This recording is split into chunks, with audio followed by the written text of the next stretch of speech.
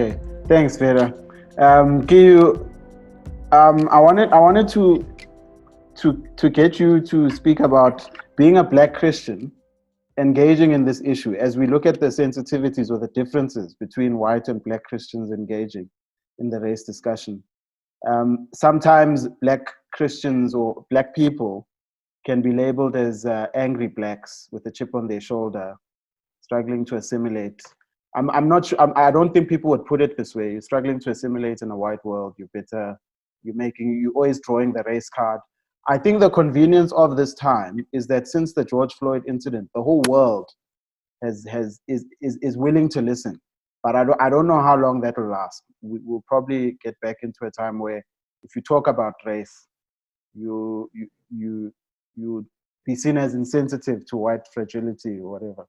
But should we care how our white brothers respond? Should we be, or do we tend to be oversensitive? As Black Christians, how should we engage? I am an angry Black Christian struggling to assimilate in the white world. I'm your stereotype. You're owning it.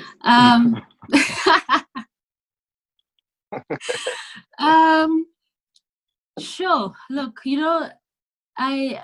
white Christians taught me a lot, eh? They taught me what oppression looks like. Not because they were like just this is in the context of having been in Black spaces until grade 12 and then coming to university. Joining a ministry, joining a predominantly white church, not a predominantly white denomination, but a denomination under predominantly white power.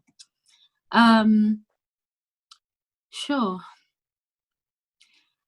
There was a time we were so disheartened by what was happening, by just, they call them microaggressions, when just little things that happen every day over and over just to remind you that you're Black, you are not as important, you are in a different, dimension than white people or white Christians.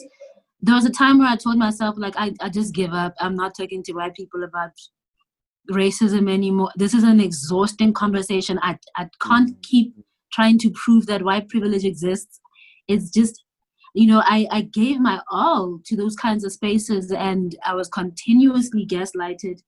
There was always a but, and prove it. And there was a time where I just told myself, like, I'm out. I'm just not gonna be trying any in any relationships with white people. I'm not gonna be talking to white people about race. I'm gonna go to all my white friends because of I don't think people understand. What's his name? James. Not the pastor, the writer. James Baldwin. Baldwin. He said the American. to be constantly aware, to be constantly angry. And that's what it feels like when you're a Black person who can see, who has the tools to understand why things play out the way they do. You're constantly tired, constantly angry. You have mental, you struggle with ill health. Sure. So when people are asking, are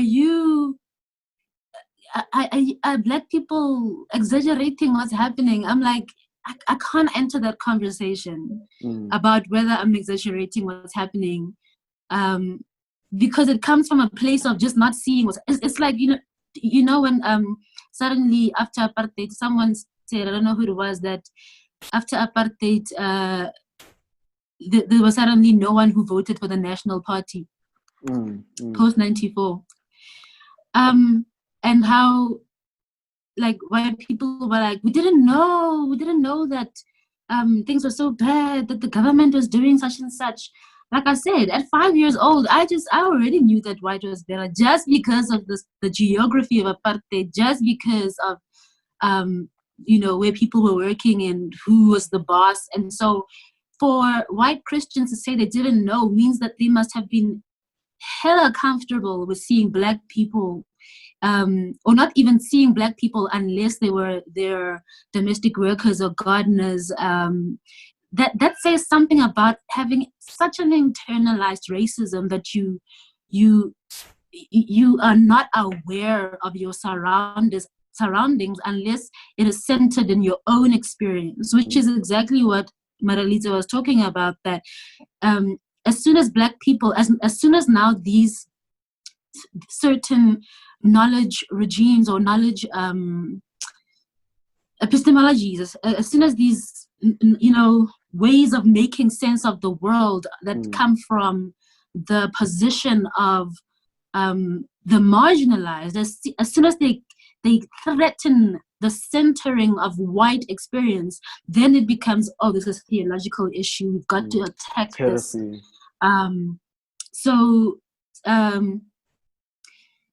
To answer, what was your question exactly? I know it has something to do with so the question is about how can we engage and not, because we can be seen as angry Blacks. I see. And whether we should be apologetic. Because sometimes it's righteous indignation. I get that. Look, but I'm like, I think that's why I mentioned that I just stopped talking to white people or talking to white people about race. I don't think as Black Christians we should really be so concerned with how white people take the truth. Look, there's material consequences to speaking the truth. Who has the money in churches? If it's a multicultural church, it's the white people. If they leave with 50,000 rand is gone per month as a tithe. And so that's like a real concern. What happens to the people who are surviving on that tithe? But I think that just makes us prisoners of the moneyed. Even if it's not white people, whoever has the most money in a congregation, like we can't silence and censor ourselves and smile when we're crying inside, in order not to threaten the comfort of people who are beneficiaries of an unjust system. Like this, even the whole talk about not all white people, it's not necessarily about guilt as it is about responsibility and about benefit and benefit. Like whether or not you understand what Black people are complaining about or talking about, and whether you sympathize or empathize, you're still a beneficiary of the system, and so you still have a responsibility to find a way to contribute to efforts to dismantle an unjust institutional culture or system. So I think for us as Black people, really, I would say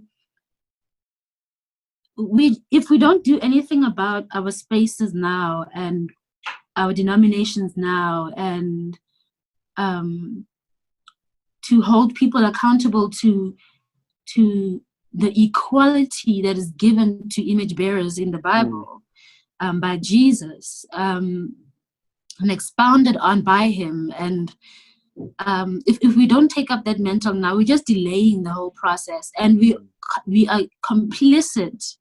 We are complicit in letting more and more generations of Black Christians ask themselves, first and foremost, can I even be Christian if I'm not human? Because my white Christian and sisters and brothers are not treating me like I'm human, like I'm equal. So I think we just need to find ourselves in brave spaces and be brave as Black Christians. I think for white Christians, it's a hard one. Yeah. Maybe Vera, can you weigh in, because you touched on the fact that you reflected that there was an issue of power dynamics that I think in a different forum you said when white people come into the room, the conversation changes. There's a difference. And as a white Christian, how do you navigate that space? You mentioned today that sometimes your position might be to listen more than be heard. But some of the discomfort among white Christians is race discussions are another platform where we're going to be attacked and told how bad we were and are. So it's a hard conversation to listen to. How would you encourage white Christians to get involved? What should they be aware of? Well, I think some of the things that Kale spoke about, I think are things that we need to be aware of when we come into these conversations. A lot of the time, the Black people involved in these conversations have had numerous conversations like this. They've had conversations at their workplace, with their friends.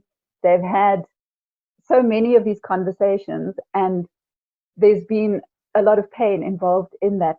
So I think we need to be aware of that when we come into conversations like that. But there's also probably, in many cases, people in the family of the Black people are saying, why on earth are you doing this to yourself? Why do you still come to these conversations? So just an awareness of where the other person is coming from. And I think that then helps us to approach this conversation from a different point. And there's often, when people are angry, I ask myself, what is underneath that anger? And often what is underneath that anger is an experience of pain.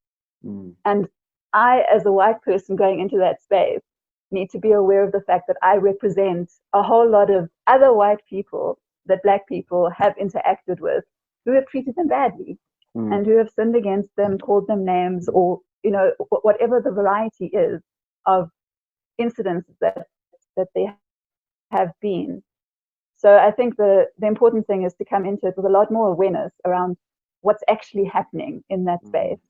And then one of the other things that I think is, for me, is this self-awareness when I go there, that as I listen and I feel my own emotional response, I need to question that response.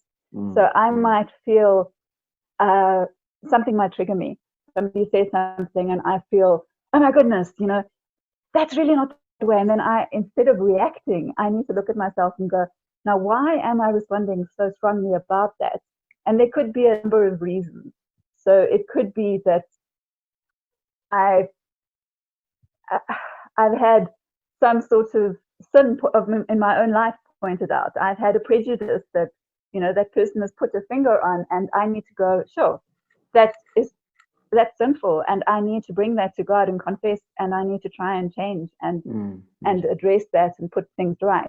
It might be that I react so strongly because that thing has become so important in my life that it's become an idol. And again, I need to then work through that. I need to confess. So I think a lot of the time we just react without actually analyzing what that response means. And I think we need to be praying that God uses those strong feelings to point us to place that He wants us to change and to work on. Do you think that's part of it? But the other thing is that. No, continue. I was just going to say that I think the foundation of all of this is the fact that I know that I am a child of God. I know that Jesus died for me. And the fact that that gives me an identity, that I have freedom to go into conversations that might be hard and uncomfortable, and where I feel, well, they're not very easy, but I'm not going to, if I have a comment thrown at me, it's not going to break me. It's not going to wreck my identity, because I know who I am. And I know out of that, I can hopefully be a vessel that reaches out in love to other people, because there is a lot of pain and brokenness out there. Yeah. Do you think? Can I please just respond? Yeah, I think what Vera's saying that towards the end about who your identity in God, I think that's very important, because I think a lot of white people a lot of white Christians still have to come to a point where they realize how invested they are in whiteness, and whiteness as an identity, and in whiteness as what gives them their own self-identity as a human being. What white Christians need to do, because you asked me earlier on, and I didn't know where to start. To disinvest from from whiteness as a social position and as a justification for your being, the legitimacy of your being. I think when people see that, I think this is part of the problem when we have these conversations. When people think about race, they're thinking about your skin color. And, then we teach kids like, don't see color, or yes, we have different colors, but we're all the same. But that's not how race works. Race, like Madalitso intimated earlier on, is a political project. It's something that's alive, right? It's not this term of the color of your skin. If it was about necessarily only about the color of your skin, then people who live with albinism will be white people, and they're not.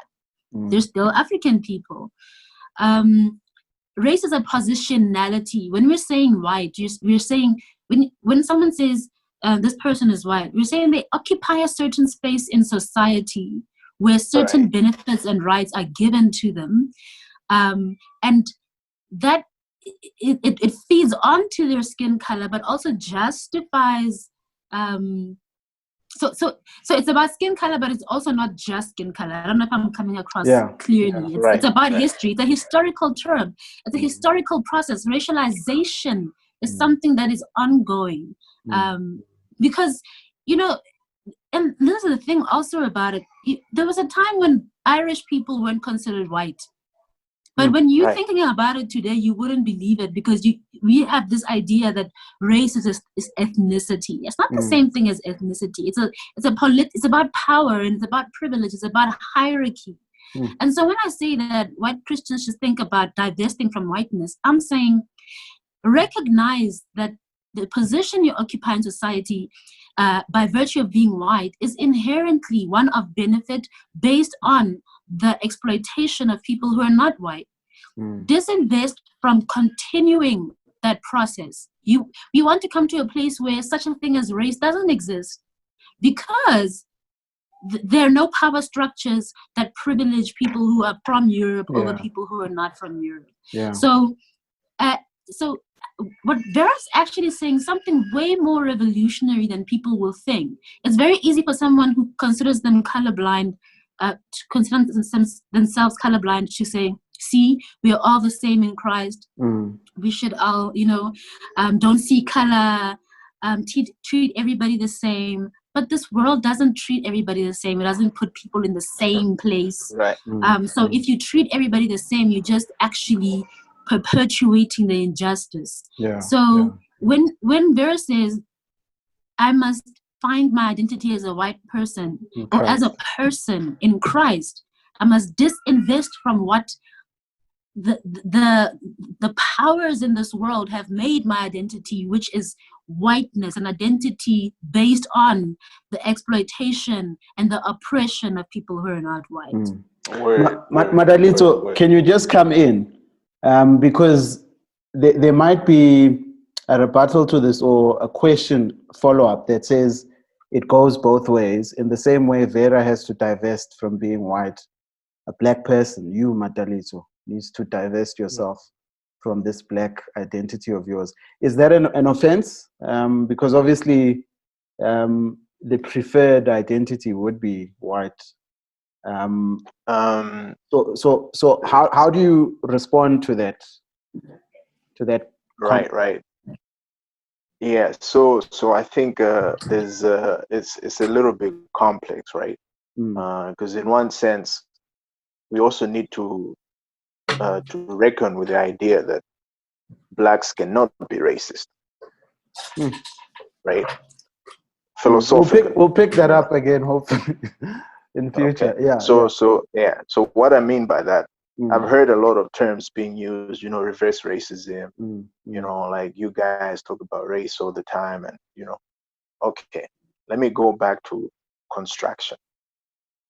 Who is at the center of classifying, constructing, and reorganization of the entire world? Mm. It's white folks. When I say white folks, I don't mean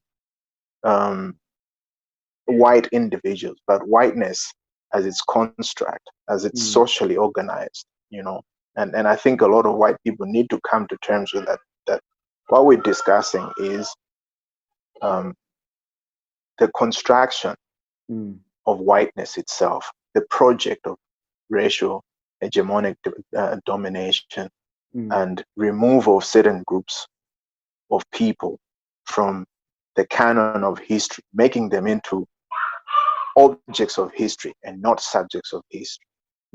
Right? That is the power that white people have. I don't have the power to do so. And at the bottom of that also, this, is that women are at the bottom of the value chain. And that dehumanization process, as women are dehumanized, it produces a social architecture that also emasculates the man. Right? So both groups, men and women, Black women, don't have the power to define, to classify. Whatever world that we have inherited is a function of what racism has actually imprinted on us. And that's not to say that we don't have agency, to have prejudiced views. That's not what I think you made a good point. When we talk about divesting or removing ourselves from these very difficult knowledge regimes, we need to look at Jesus himself. Right? I think Philippians or Colossians, in the first 2 chapters, it talks about that. It's this notion that Jesus, being fully God, Jesus is fully God, but he gives up power. He emptied himself to the point of death. To the point of death. But we know that power is nice. So white people will not empty themselves. So what we need is a gift of social death. Decolonization is the project of bringing a new human being that's not tainted by slavery, colonialism, classification, labeling, nation states, microaggressions that manifest themselves into white cartoons that my kids watch, etc., that define their world. It's a obliteration of that world. And so it's an aspirational world that we work towards in each generation. So we shouldn't think that we're the first people who have faced these questions. One can actually go back, historically to say that this has always been a project. But the crucial point is that we want to make sure that a group of people gives up power. So that the world can actually become more humane. The liberation of the whole world is actually tied to the liberation of Black people. Thanks. The world will not get better until Blacks are freed from slavery, coloniality, and conditions that continue to dehumanize them. And I think I'm a student of history and politics and sociology. One of the things that happened, sorry, I'm going on for quite a bit. The world, when we look at the ideas of how we conceptualize citizenship, belonging, etc. One can go as far as back as, Magna Carta and whatever, that it gave birth to rights and, rights of man and narrowly defined. But in the subsequent centuries, it gave birth to two nation states. One was France in 1789 and the US in 1776. Which give us these ideas of equality, fraternity, equality, and liberty in the pursuit of happiness. Right? But those are problematic concepts because they were not inclusive in the first place. They never had in mind the Black person to be included in those projects. When we look at George Floyd, that's what we're dealing with. We're dealing with the failure of the American nation state, the failure of the American judicial state, the failure of the prison system, etc., to police blackness that emanates from these ideas of liberty, freedom, justice, and the pursuit of happiness that are narrowly defined. In the middle of 1776 and 1789, there was one revolution that took place, and it was the Haitian Revolution of 1804, which was a slave rebellion against a system of white supremacy, privilege, and whiteness itself. Whiteness as it's constructed as a disease. Don't pay attention to that. You say whiteness. Hate, yeah. You say whiteness, as Fanon has argued, is a disease. Okay. Yeah.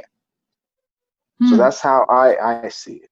If you read The Wretched of the Earth, and I come in from there, that we need to actually apply it, to look at it from such a perspective. Because if we go into the barbarism of Europe and what it did to the inferior peoples of the world, we'll find that someone had to lose their humanity in order to do that. Okay. So it has to be seen as a disease. That is a psychiatric disease. But anyways, yeah. So Haiti. Yeah. Haiti is an interesting example in that it's the first Black republic in the world, but it was demonized, sanitized as this satanic project, all these kind of labels that it actually adopted over the years. Yeah. But it was a rejection of whiteness. And they made it a point to say that we need to have a Black republic where all Black peoples in the world, Black peoples in the world can actually come in and be recognized as human beings in this project. Yeah. My inspiration for the Black church emanates from that. We will not deal with white supremacy, racism, unequal power relations in the so-called multicultural churches if as Black people we don't create our own churches that model Jesus giving up power and bringing in a new humanity. White people don't want to do that. They're not prepared to do that. Because power has been organized for centuries. Okay. So you're saying they're not prepared to include Black people in power because they will open their doors but yeah. I mean, that's think of if we think it's superficial. If we think about inclusivity, right? Let's look at the abolitionists. The people that we celebrate. Wilberforce, he was this guy who was fighting for slavery to end and whatever. He was deeply rooted in a slavery architecture. Yeah. Because he still didn't see Black people as equal human beings in the way God had created whites and Blacks. Yeah. So it's not giving up power. Because after the slavery ends in the British Empire, Britain embarks on colonization.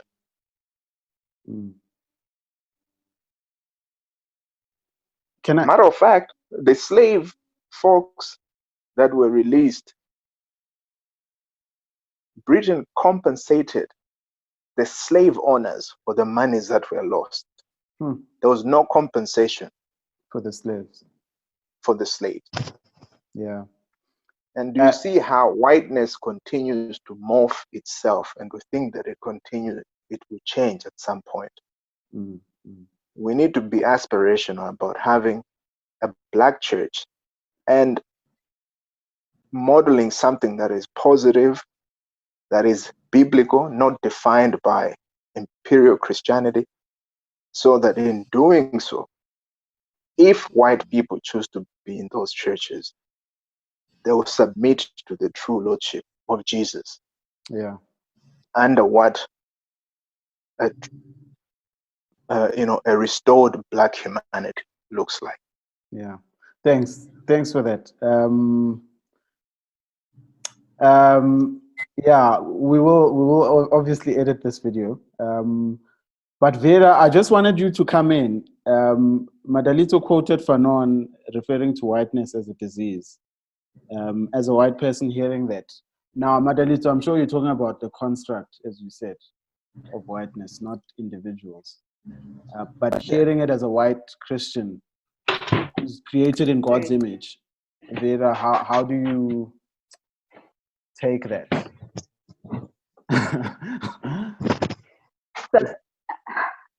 So I think one of the things coming into these kinds of conversations is that we need to, as white people, not take everything personally. But on the other hand, we need to take what is being said and look at it critically and go, so what part of this is actually something that I've bought into? So there needs to be a balance between those.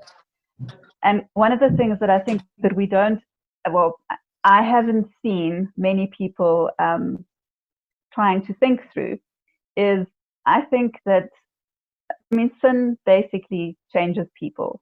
It has an effect on the people that you are sinning against, and it also has an effect on the people who are sinning. And I think that it's very easy in a sense to see what the sin of apartheid, of colonialism, all of those, the effect that they've had on black people. But something we need to really have a look at is what effect has it had on white people. So I do think that it has damaged, it has cracked up the image of God in us more. Because if we compare the kinds of pictures of white people that both Madalito and Keo have been describing, then it doesn't, to me, describe the picture of who I see Jesus to be. And he was the perfect representation of the image of God. He was humble, he was caring and loving, sacrificial, and used his power and his privilege to raise up people who didn't have any. So if that is the picture of who the image of God really is in a human, and then I need to look at what effect the kind of structures I've been exposed to have had on me. Yeah. So I suppose I'm using different words, but I do think that Yeah. Thanks, guys. Thanks. I know this was a very long recording. It's a tough conversation.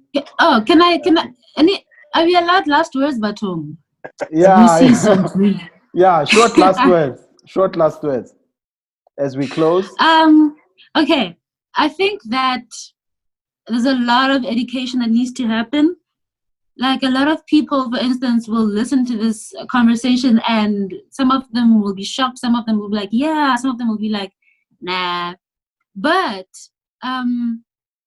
what sounds radical for some people is only that way because they haven't read. They haven't read up on history. They haven't read up on the construction of race and racism. They only have the idea of what's going on, around the world, or what they've been told. Like I said earlier on, race not just being ethnicity or about your skin color. So my exhortation is read up on history, read up on your own how your life was constructed, and then see from there what you can take, what aligns with the gospel, what doesn't align with the gospel. But don't reject certain views just because of how they sound. Read. If Maralita was talking about Fanon, talking about whiteness, read Fanon for yourself, as opposed to just, you know, continuously having superficial level conversations that don't get to the nitty-gritty of exactly what's happening, of how things came about.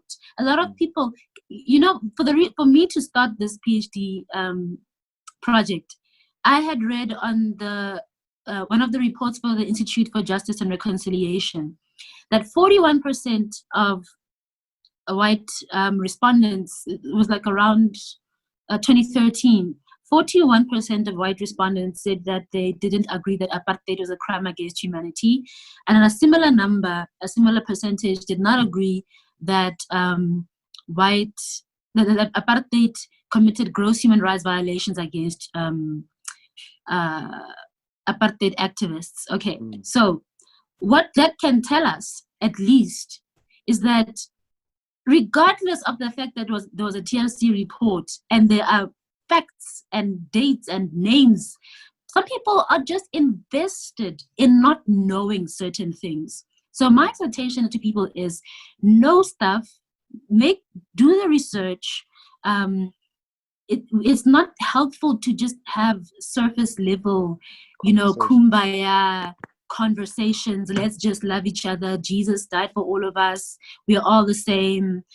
We need to, this is hard work. This is scary work. We need brave spaces. We need brave people. We need to get into what happened here. If we don't, we're just repeating the process and delaying things to another generation. Thanks, Gil. Short word from Vera and Madalitso. I think I said my say. I think. Okay. Just for me, just to say that, you know, white supremacy, racism will be with us for a very long time, and that's not an admission that it cannot be changed, but we really need to be prayerful people and respond to God's prophetic voice. Yeah. To be a prophetic church at all times, and not whether you guys take prophecy seriously or whatever, you know. But you know, it's one of the ministries that I think the New Testament encourages us to have, you know. So let's be prophetic. Let's continue to speak with God's mind, with God's voice in all situations. And as Kio has mentioned, you know, to read literature that is different from what we're used to.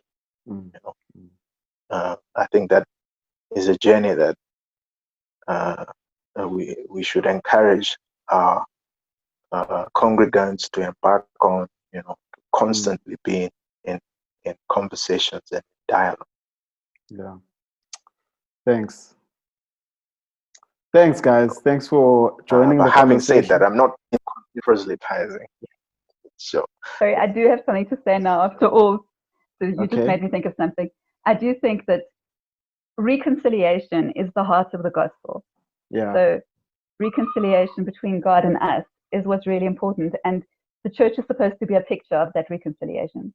So it is a really important conversation for us to carry on having, because to me it's what the gospel is all about. It's living it out. So, Thanks, guys. Thanks for speaking very honestly. I hope that people will be challenged if you're watching this. As Gio said, some of the things you may think are very radical, but it might be indicative of where you are in terms of your thinking on this conversation. And we pray that God would work not only on our hearts, but would help us think about how to challenge systems even in the church. So yeah, thanks guys, and God bless.